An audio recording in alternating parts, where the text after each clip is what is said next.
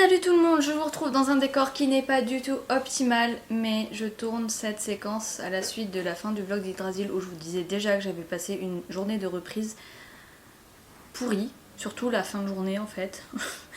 Là j'ai pas le courage de changer mes éclairages de place pour aller me mettre ailleurs dans mon appart. Donc, cette vidéo se déroulera ici.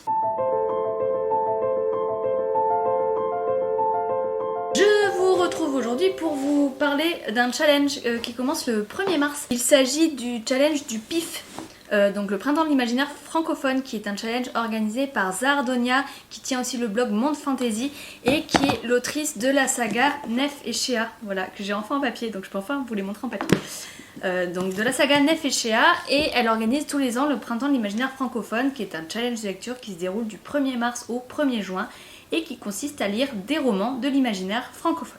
Petit disclaimer en passant, j'ai la machine à laver qui tourne, ça risque de faire du bruit un moment, je suis désolée. Du coup ce challenge, et cette année, pour la première fois, il y a un thème qui est le monde des rêves. Et donc il y a 4 catégories avec des menus et des sous-catégories dans lesquelles on peut placer les livres. Et donc il y a différentes manières de valider le challenge, soit on peut compléter des menus, on peut aussi se donner un objectif de nombre de livres à lire au cours du challenge. Et donc le but c'est de lire sur cette période des romans de l'imaginaire francophone. Donc il faut que ce soit des romans écrits en langue française, peu importe la nationalité de l'auteur. Moi je me suis rajouté une petite difficulté supplémentaire, c'est que j'ai essayé de vous sortir un maximum de romans issus de l'édition indépendante, maison d'édition ou auto-édition. Voilà, j'ai vraiment essayé de sélectionner dans cette optique là à chaque fois. Donc je vous disais qu'il y a des paliers de lecture qui vont de lire un livre à lire 15 livres. Donc vous avez le rêveur invétéré pour 1 livre, le sorcier vagabond pour 3 livres, le scientifique fou pour 6 livres, l'alchimiste méticuleux pour 9 livres, le mage érudit pour 12 livres et le bibliothécaire céleste pour 15 livres. Pas de panique, il y a aussi des menus et je vais vous présenter les menus en vous proposant à chaque fois une idée de lecture qui fait partie de ma palle, puisque j'ai sélectionné uniquement des romans qui font partie de ma palle. Comme ça je vais peut-être essayer de me motiver à les lire un petit peu. Je sais pas encore si ça passera sur ce challenge là, mais voilà, ce sont des livres que j'ai très envie de lire. Et on commence avec le premier menu qui est tout simplement rêver, puisque le thème de cette année c'est les mondes oniriques, les rêves, et la première catégorie qui est rêver d'ailleurs. Donc il faut axer sur le voyage, la découverte, le monde imaginaire, le rêve. Moi j'ai décidé de partir en voyage et de découvrir un nouveau monde. Donc je pars en voyage à Clermont-Ferrand dans un univers, à la découverte d'un autre univers, avec Tisseur d'esprit de Axel Collot aux éditions Noir d'Absinthe. C'est un roman que je vais lire prochainement puisqu'il entre dans le cadre du club de lecture des Indés que Manon de Vibration Littéraire a créé. Et du coup on vous fera un petit retour avec un petit live qui sera sur le sujet. Voilà, donc celui-là c'est certain que je vais le lire au printemps, du coup il rentrera dans le cadre du challenge. La deuxième catégorie du menu rêver, il s'agit de Oniromancie, donc un roman sur la voyance, la divination, les prophéties, les prédictions ou les prémonitions. Et là j'ai décidé de sortir une relique de ma palle avec Le Souffle des Dieux, tome 1, La magie perdue de Vincent Portugal, qui est auto-édité. Et c'est un roman que j'avais acheté au Salon Fantastique, je ne sais plus en quelle année. J'avais lu de cet auteur et dans le même univers le hors-série qui s'intitule Fabuleux Nectar. Et j'avais énormément aimé la plume de l'auteur qui était vraiment tout en couleur et c'était vraiment quelque chose de sucré. J'avais passé un excellent moment. Du coup j'ai envie de découvrir son univers plus en détail. À savoir que je crois que Vincent Portugal est en train de refaire toutes les couvertures de sa saga. Donc si vous ne trouvez pas la même couverture, c'est normal. Et il est en train d'écrire le 5e tome, il me semble. Du coup voilà, c'est une saga que je dois entamer parce qu'elle me fait très envie. J'essaye de reprendre. Si vous avez un petit peu de changement au niveau du cadrage ou des lumières, c'est normal, j'ai coupé parce qu'il y avait un bazar pas possible dans mon immeuble. Le 3e item de ce menu, c'est donc sauter du cocatrix à la chimère, où on va devoir parler de créatures mythologiques, légendaires, imaginaires. Et pour ce menu, j'ai choisi de continuer une saga avec Asservie de Laetitia Danaé, où on croise, j'ai plus le nom, ça veut dire que ça fait trop longtemps que j'ai lu le 1, je crois que c'est Chaé. On croise un loup géant qui partage le quotidien de l'héroïne et qui a une place importante dans l'histoire, donc j'ai décidé de poursuivre cette saga dont j'ai beaucoup aimé le premier tome. Donc c'est Asservie, le tome 2 de la saga Lune pourpre de Laetitia Danaé aux éditions Snag. Et le dernier item de ce premier menu rêvé, c'est donc Rêver d'autres temps, avec une uchronie, une fantaisie historique, du steampunk, un futur imaginé, de l'anticipation ou un voyage dans le temps. Et là j'ai décidé de faire un bond dans le futur avec Xénome de Nicolas Desbantes aux éditions de l'Homme sans nom. C'est un roman d'anticipation sur fond de travail scientifique autour de la biologie et de l'ADN. J'en sais pas beaucoup plus, j'ai pas envie d'en savoir beaucoup plus, mais je sais que les romans de chez l'Homme sans nom sont toujours d'une grande qualité, donc j'ai très hâte de poursuivre ma découverte de leur sortie. Le deuxième menu, il s'agit de Rêvasser, et donc avec le premier item, on va être sur entre rêve et réalité, avec un basculement entre les mondes, un changement radical, différentes temporalités ou un dilemme. Et j'ai décidé, moi, de vraiment me baser sur le basculement entre les mondes, avec le premier tome de la saga Outre-temps de Elisa M. Poggio aux éditions Plume Blanche. Une jeune fille qui rêve de quitter notre monde pour aller visiter l'Outre-temps. Ce qui va se réaliser mais qui va pas du tout se passer comme prévu puisque le gel va se lancer à sa poursuite. Ce livre me fait très envie depuis sa sortie et je repousse la lecture parce que j'ai beaucoup trop de livres de chez Plume Blanche à rattraper et je crois que ça met mon cerveau un peu en panique.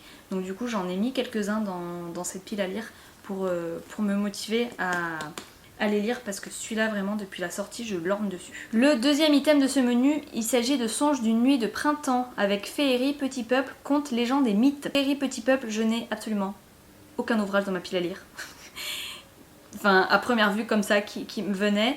Et puis je me suis vraiment basée sur Contes, Légendes, Mythes et j'ai décidé de mettre un ouvrage graphique. Alors les auteurs sont pas forcément francophones mais les textes ont été retravaillés par l'éditrice qui est pour le coup française. Les illustrations ne sont pas francophones non plus mais voilà, comme ça a été édité par une maison d'édition française, que les textes sont en français et que ça a été retravaillé par une éditrice française, je me suis dit que ça pouvait rentrer dans le challenge et j'ai décidé de découvrir les Contes merveilleux donc illustrés par Shiitake avec les contes d'Andersen, de Perrault, de Grimm, de Beaumont, de Lewis Carroll, retravaillés par Vanessa Calico et du coup j'ai hâte de parcourir cet ouvrage parce qu'il fait partie des collections des beaux livres du Héron d'Argent et ce sont des livres que je trouve absolument magnifiques donc j'ai hâte de découvrir ce premier beau livre parce que j'en ai quelques-uns, on n'est pas encore ouvert hein.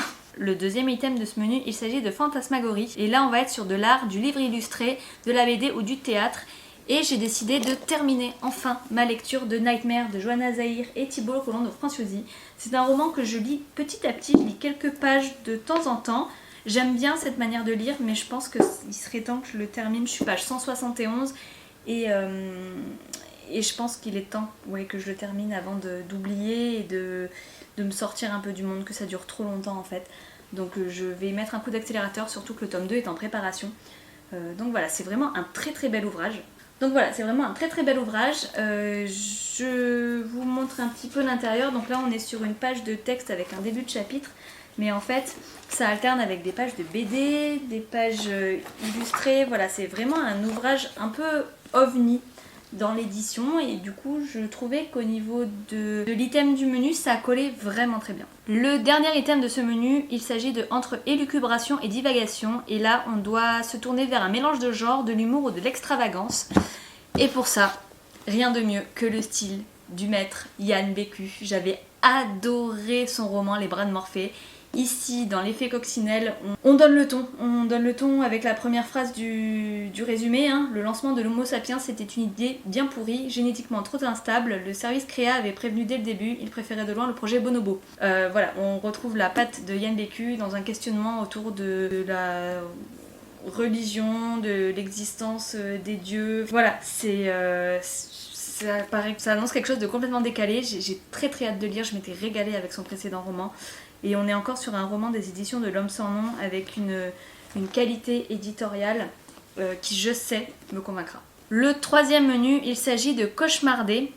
Et donc là, on va rentrer dans quelque chose d'un peu plus sombre. D'ailleurs, je crois que les trois quarts pour quasiment tous les romans que je vais vous présenter là, ont une couverture assez sombre. Le premier item, c'est Terreur nocturne avec un roman qui fait écho à l'horreur, la peur, le gothique, le cauchemar et les mystères. Et qui de mieux que les éditions Noir d'Absinthe pour nous proposer des romans dans ce genre-là. C'est donc tout naturellement que j'ai choisi de lire le recueil de nouvelles Dolls de Nepenthe S et Moon E.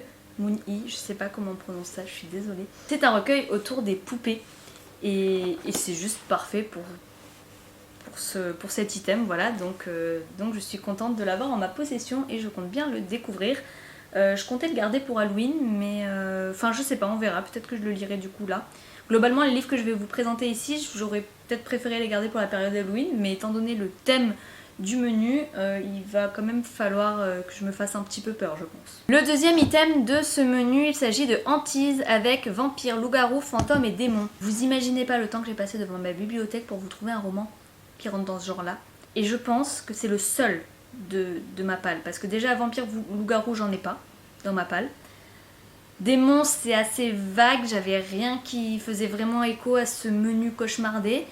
Et d'un coup, Illumination, un roman qui traite d'une relation avec des âmes et des fantômes. Il s'agit du premier tome du Passageur de Andoris, Le Coq et l'Enfant.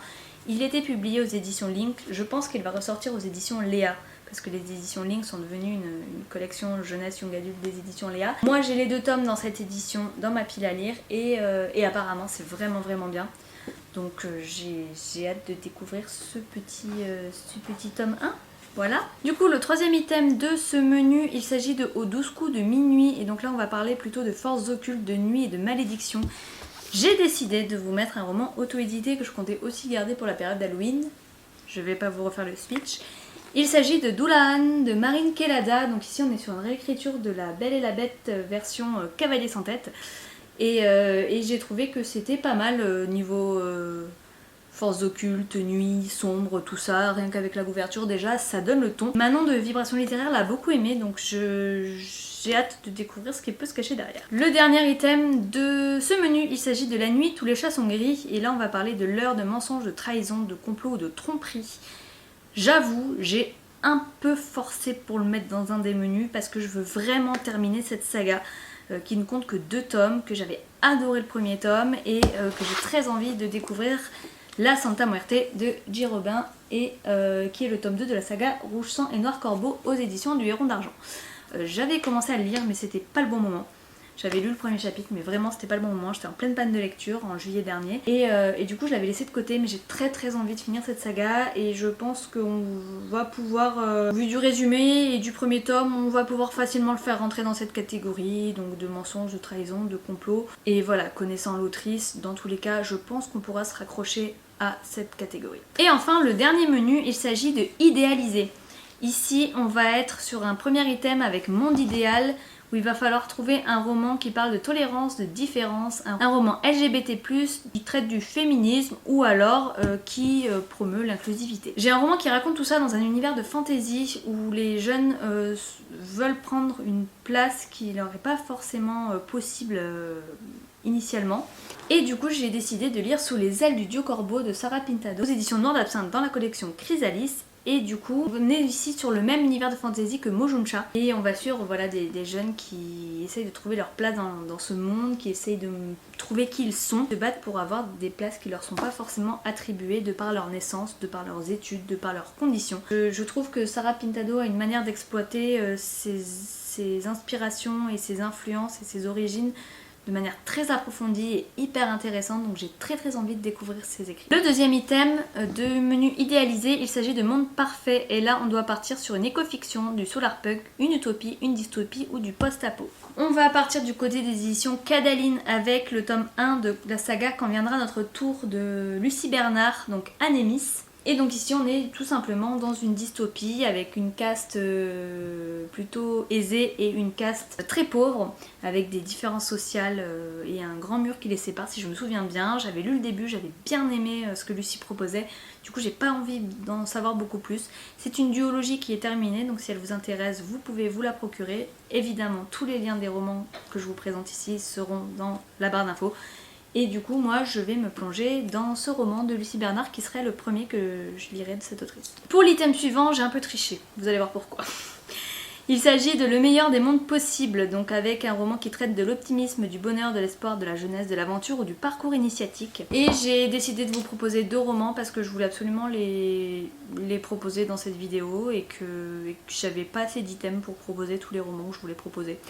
Donc vous allez avoir 2 romans pour cette catégorie. En premier, je me suis basée sur le mot aventure et potentiellement parcours initiatique. Étant donné que j'ai pas encore lu le roman, je peux pas vous le confirmer à 100%, mais j'avais très envie de vous proposer Advenice de Bastien Pantalé, donc La Voix des bâtisseurs.